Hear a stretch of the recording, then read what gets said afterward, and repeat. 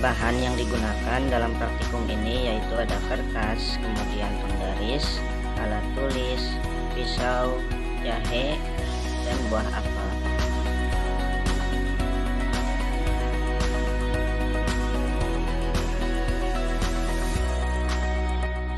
Maka kerja pada praktikum kegiatan 1 yaitu yang pertama, sediakan kertas manila dengan ukuran 3 x 14 cm. Buatlah tanda positif dan tanda titik dengan garis tengah 2 mm pada kertas dengan jarak antara tanda positif dan tanda titik sejauh 10 cm. Kemudian peganglah kertas dengan tangan kiri sejauh 50 cm di depan mata, tanda titik dipasang. Kemudian pusatkan pandangan mata kiri pada tanda titik dan mata kanan ditutup. Dengan mata kiri tetap berpusat pada tanda titik, dekatkan kertas perlahan-lahan hingga tanda positifnya hilang dan tampak kembali.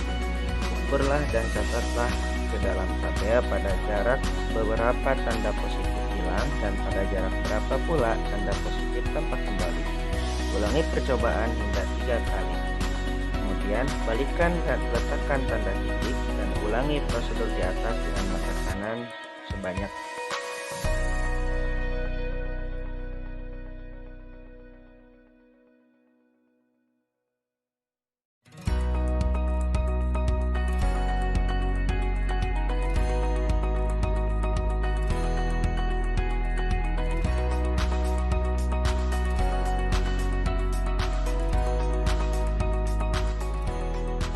Tanda positif hilang pada rata-rata 32,13 pada mata kanan dan 37,16 pada mata kiri,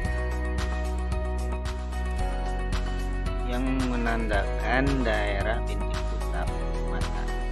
Hilangnya tanda pada bintik buta tersebut disebabkan karena pada bintik buta tidak memiliki reseptor cahaya.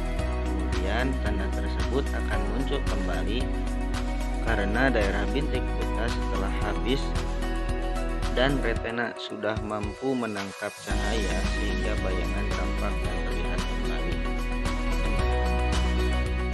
Tidak ada hubungan antara bintik buta dan buta warna karena buta warna disebabkan oleh ketidakmampuan sel-sel kerucut mata untuk menangkap spektrum warna tertentu.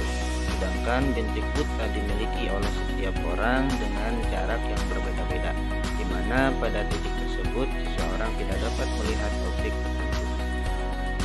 Hal ini serupa dengan yang terjadi pada saat seorang berpindah dari tempat terang ke tempat yang gelap, maka penglihatannya akan gelap disebabkan karena bayangan benda yang dibiaskan.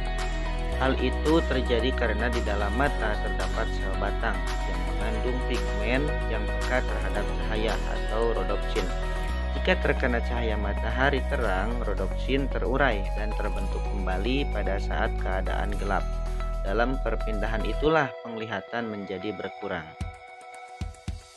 Pada saat saya melakukan pengamatan, terjadi akomodasi mata, di mana mata menyesuaikan untuk menerima bayangan yang jelas dari objek yang berbeda dengan pembentukan bayangan yang didukung oleh daya akomodasi yang dimiliki oleh mata.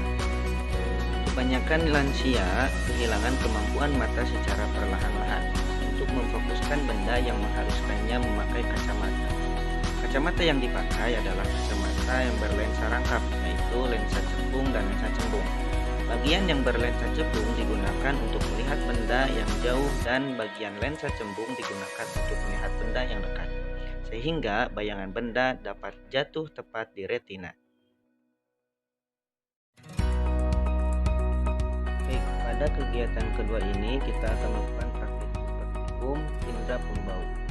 Tujuan dari praktikum ini yaitu untuk menentukan kepekaan terhadap rasa. Alat dan bahan yang digunakan yaitu pisau, kemudian apel, jahe, garpu, dan lainnya. Maka kerja dari praktikum ini pertama, potong-potong apel dan juga jahe dengan ukuran yang kecil dan sama. Kedua, tanpa melihat, bau akan menentukan jenis makanan dari rasa. Tiga, tutup mata, pasang penjepit pada hidung, gunakan tangan saja. Kemudian gunakan garpu atau tusuk gigi untuk memasukkan sepotong apel ke dalam mulut teman dan kunyah pelan-pelan. Tentukan jenis makanan yang ia makan. Kemudian lepaskan jepitan langkah di atas. Diulangi sampai memberikan rasa makanan setelah dan sebelum tercium baunya. Hasilnya bahwa menutup hidung mempengaruhi terhadap rasa dan aroma dari jahe, di mana aroma jahe akan hilang saat hidung ditutup dan rasa akan menjadi dingin atau tawar saat hidung ditutup. Beberapa pedagang buah hanya mencium aroma buah untuk menentukan buah yang manis. Ini menandakan indera pembau dan pengecap memiliki keterkaitan. Hasil praktikum menunjukkan dengan hilangnya rasa dan aroma apel dan jahe saat dikunyah, dengan hidung dan indera pembau dan pengecap dapat saling bekerja sama.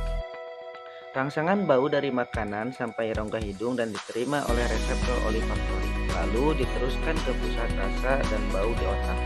Otak akan memerintahkan berbagai sel dan kelenjar untuk mempersiapkan diri seolah-olah akan ada makanan yang masuk ke dalam rongga mulut. Otak akan yang telah menggali bau mengirimkan sinyal kepada reseptor lidah tentang rasa yang cocok untuk bau tersebut, dan secara otomatis kelenjar pun mempersiapkan diri, misalnya dengan menghasilkan cukup banyak air liur.